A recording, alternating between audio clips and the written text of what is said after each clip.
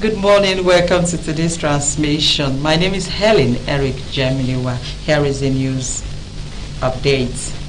Do you love and care about River State and her peace? Let's build and take her to greater heights. This is a task we must accomplish. Before we proceed, we want to let you know that you can watch our news via our social media handle, Twitter at RSTV22PH online, YouTube at RSTV online, and then Facebook at RSTV22PH online. River State Governor Siminalayi Fubara has urged the Nigerian Air Force to support the fight against economic sabotage occasioned by criminal damage of pipelines and theft of petroleum products through illegal bunkering. Governor Fubara gave the charge when he received on a council visit the Chief of Air Staff, Air Marshal Hassan Abubakar at Government House in Port Harcourt. Tamno Baribi Bulubo takes it from here.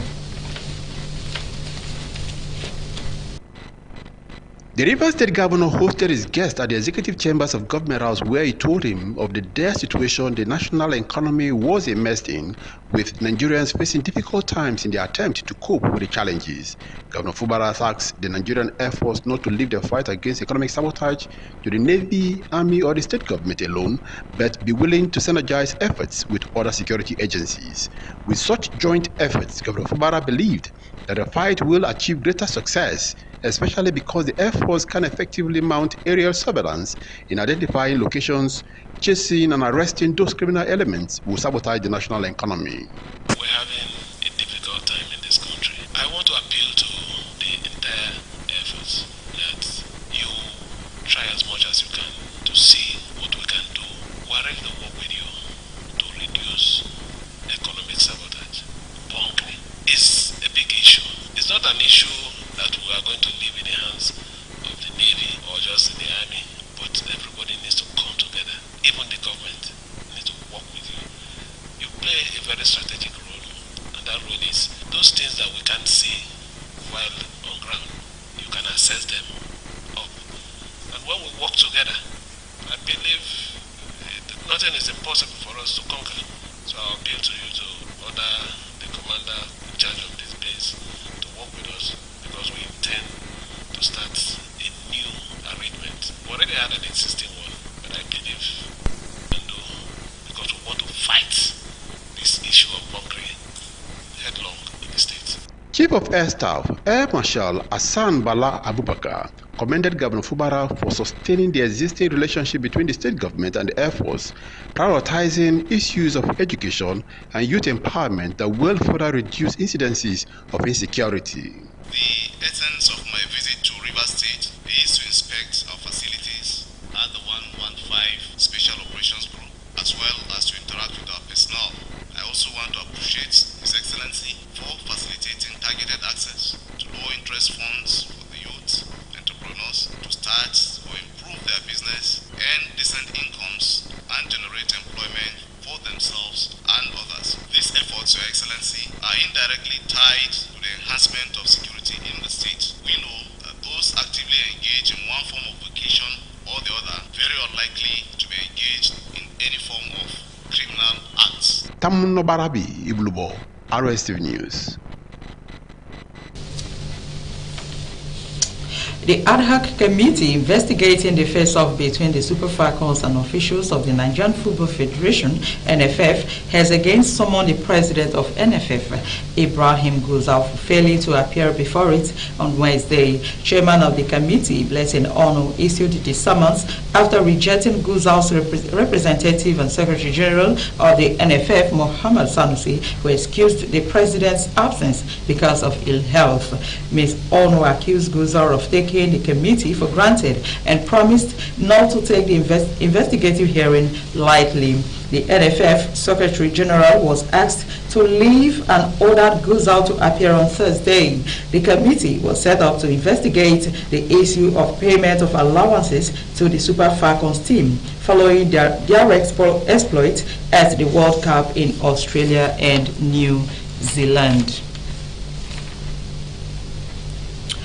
Minister of the Federal Capital Territory, Nyesom Wike, has approved the demolition of Garki, Jabi, and other 28 slums, which have earlier been surveyed by the Federal Capital Development Authority before this administration.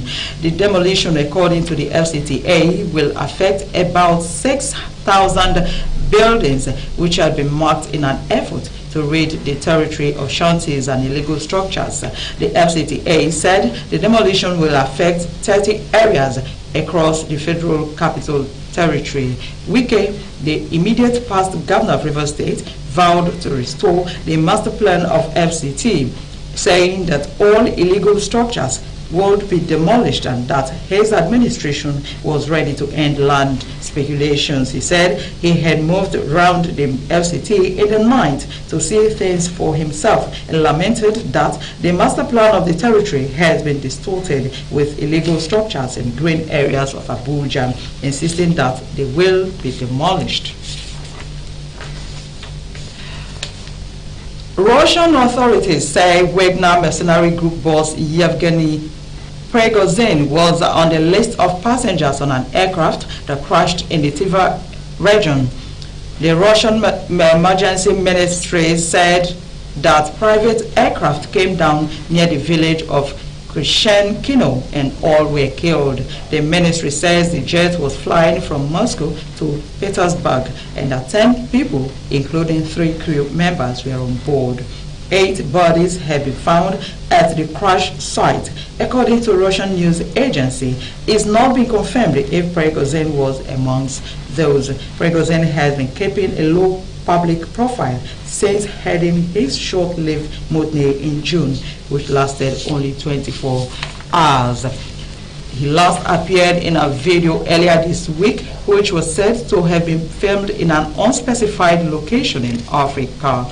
The Wagner mercenary group was founded in 2014 and was highly active in the Ukraine war until the June mutiny. The Nigerian Boxing Federation (NBF) has commenced campaign for its athletes ahead of the African Olympics qualifying bouts in Dakar, Senegal from September 6 to 16. The Secretary General NBF, Dagbo Akinyele, said 14 boxers from the 7 weight categories are camped at the National Stadium, Surulere, Lagos. Akinyele said the Federation has a mandate to ensure that Nigeria qualifies for the Paris 2024 boxing event. The national coach of NBF, Anthony Konyegweche, who said the boxers were in high spirit ahead of the Olympics qualifiers, restated the need to support the athletes, adding that adequate support for the team would enhance their performances. The boxers are having their training inside the gym hall of the National Stadium, Surulere, Lagos. Do you love and care about Rivers State and her peace? Let's build and take her to greater heights. This is a task we must accomplish. I'm not walking alone today. I have, as usual, beautiful souls talking about Emeka Mozi, Kenneth Nwamo from the engineering end, and the cameraman behind the scene. We have Jonah, Helen, and Dick Sarrow. Of course, the oldie for the day is Donobari Gregory with his magic finger. And I'm Helen Eric Geminiwa. Want to remind you before we go that you can now watch our news via our social media handle, Twitter at RSTV22PH online, YouTube at RSTV online, and then Facebook at RSTV22PH online.